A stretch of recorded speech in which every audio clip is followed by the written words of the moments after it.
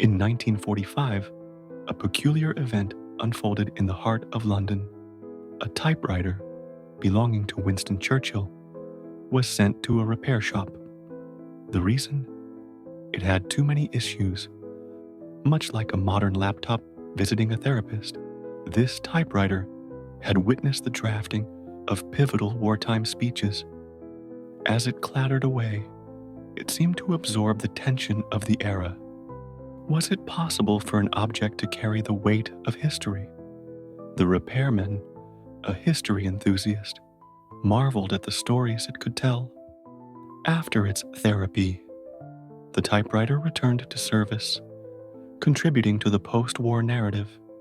Its legacy, much like Churchill's, endures, reminding us of the power of words